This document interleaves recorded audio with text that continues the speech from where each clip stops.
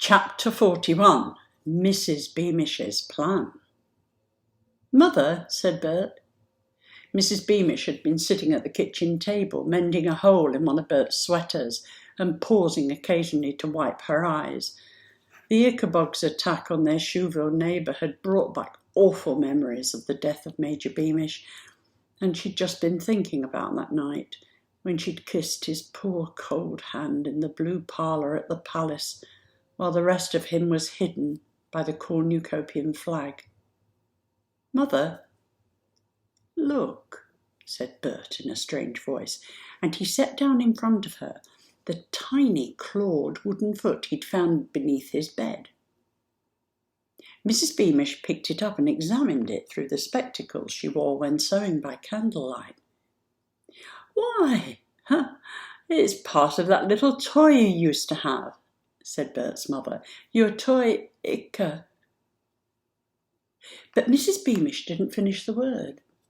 Still staring at the carved foot, she remembered the monstrous footprints she and Bert had seen earlier that day in the soft ground around the house of the vanished old lady.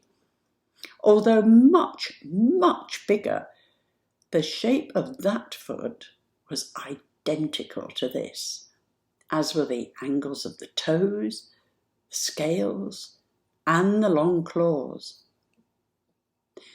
For several minutes the only sound was the sputtering of the candle as Mrs. Beamish turned the little wooden foot in her trembling fingers.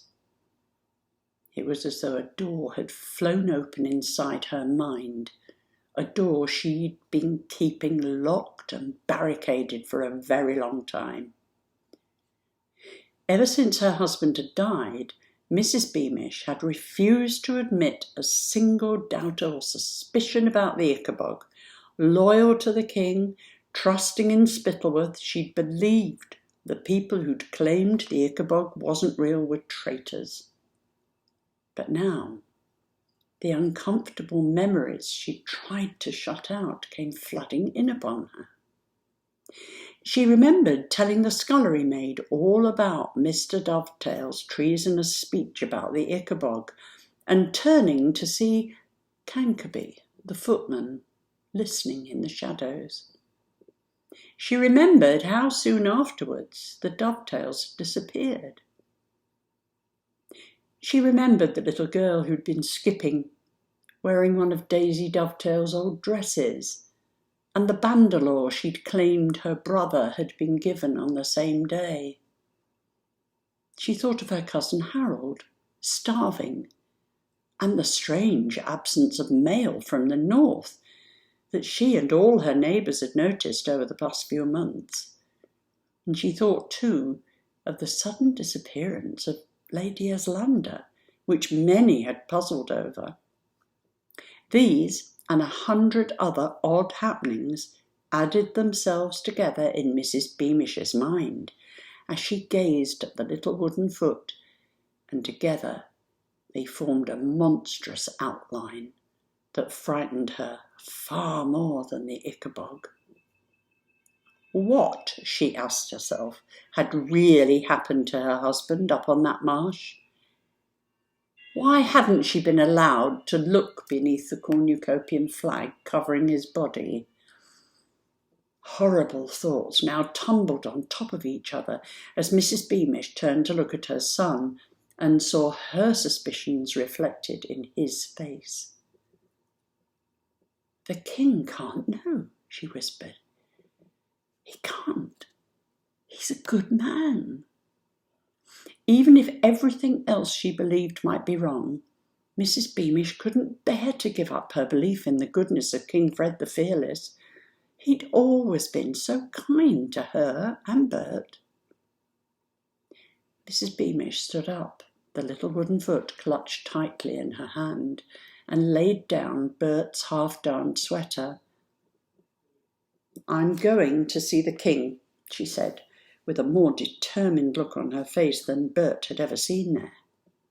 "Now?" he said, looking out into the darkness. "Tonight," said Mrs. Beamish, "while there's a chance that neither of those lords are with him.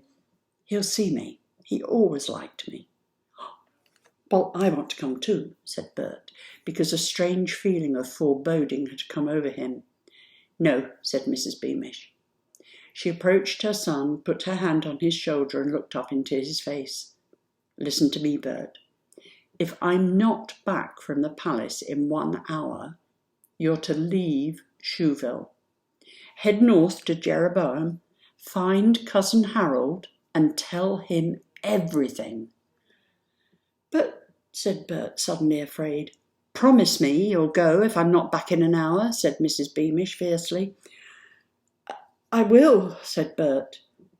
But the boy who'd earlier imagined dying a heroic death and not caring how much it upset his mother was suddenly terrified. "Mother," she hugged him briefly, "you're a clever boy. Never forget, you're a soldier's son, as well as a pastry chef's." Mrs. Beamish walked quickly to the door and slipped on her shoes. After one last smile at Bert, she slipped out into the night.